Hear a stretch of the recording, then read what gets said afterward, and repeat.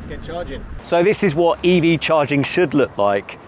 I've come to the Escape building and I want to charge my car while I'm doing something else. So all I need to do, get my charging lead, because I'm going to go AC charging, because I'm going to be here for a couple of hours. I'm going to go to Wagamama's, have some dinner, and then we're going to go bowling. Plug in my AC Type 2 connection. So it's just a question of tapping. Once the Type 2 lead is in, it's just a question of tapping, accept. So it's going to take £15 authorization. It's authorizing, so it's authorized, and we're charging. So enough of that. Let's go and have some fun at Escape.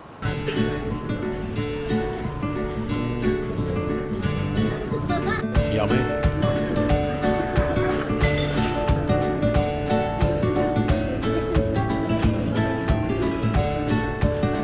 Right, just finished at Wagamama's. Oh, I'm well stuffed. I think I need a larger shirt. Let's have a little update on how the Tesla is charging. So yeah, charging quite happily. I've still got 2 hours and 55 minutes until it gets to 87% charge limit. So yeah, charging happily. To be honest, it's the beauty of destination charging. You don't have to worry about it. You know it's roughly going to give you what you need.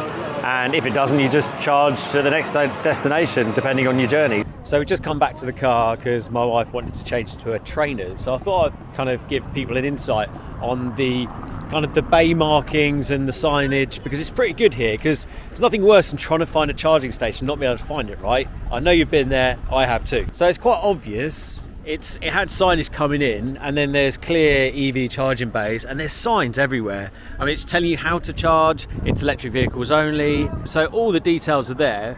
And then, you know, you can see, was it raw, rapid charging over there, so it even says what type of charging it is. So yeah, the signage is really good. Off we go to sort out some trainers. It looks like we're going shopping as well.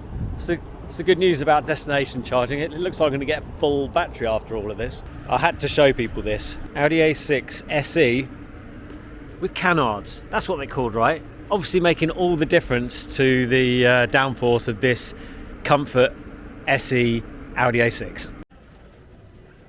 Too many shops.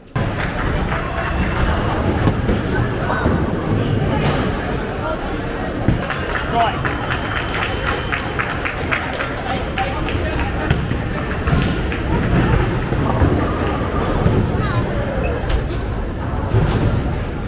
I'm not on the leaderboard. What is this? 4 holes. Medium and small, depending on how big your bits are. How many holes do you need? I'm last. I'm second. Oh dear. As you could see, I lost. Last, in fact. Not ideal. So I just noticed I've just come back to the car, and someone's got their hybrid plugged in as well. So why do destination charging like this? Convenience, isn't it? You know, that's what it's really all about, because we spend over and above. Yes, charging like this isn't the cheapest. It's not cheap as overnight charging at home. It's not cheap as like charging a Tesla charger, generally speaking, but it's just down to convenience. So do you want to stop when you don't necessarily need to stop, or do you charge while you're actually stopped? So that's the kind of reason why I thought I'd check out these destination chargers at Escape building, where there's loads of stuff to do at Escape, of course. And it's just really interesting to see that, raw charging. They've got rapid chargers, ultra rapid, whatever they class them as, 150 kilowatts. They've got 50 kilowatt chargers, and they've got the AC chargers. It's actually loads of space between the bays as well. Got no idea what a priority bay is. So what's that? 1, 2, 3, 4, 5, 6, 34 guns. And I think there's a couple more around as well. That's really impressive. Let's have a look at the charging so I can give you a review of that. I suppose I might as well stop it now. So it's been charging at 16 amps, which I'll put at the bottom of the screen what that is in kilowatt hours, or kilowatts, sorry. But yeah, I mean, I've been here since, about 6 o'clock. So I've been here for about 3.5 hours, a bit more. And I started with about, I don't know, it was like 40, 50%. Didn't really care about it because, you know, wasn't really looking at it, focused on that. And now I'm at, 175 miles, which is 69%. Absolutely fine. If I wanted to charge faster, I'd go and charge on the 50 kilowatt charger. And if I wanted to be faster, I'd go this one. So yeah, I mean, it's a good destination if you want convenient charging. You might not have charging at home. there's many reasons why destination charging works really well for people. So yeah, I just thought I would show this in as I was coming to the Escape building today with the family. One thing to remember, don't forget to not pay for parking. So the parking with the EV chargers, it's blue, so it's premium. If it's purple, then you pay before you estimate your charging. And also it's free after 6 o'clock, winner.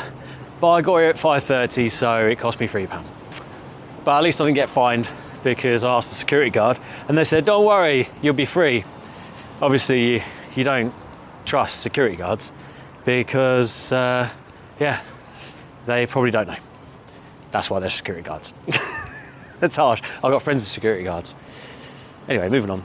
And I'm really looking forward to trying out some more destination chargers on the way to France. So if you've got any comments or feedback or any good destination chargers that you've seen, then please share them in the comments. Really interesting to see it. But after that, thank you very much for watching. Hope it's been interesting, and I'll see you next time.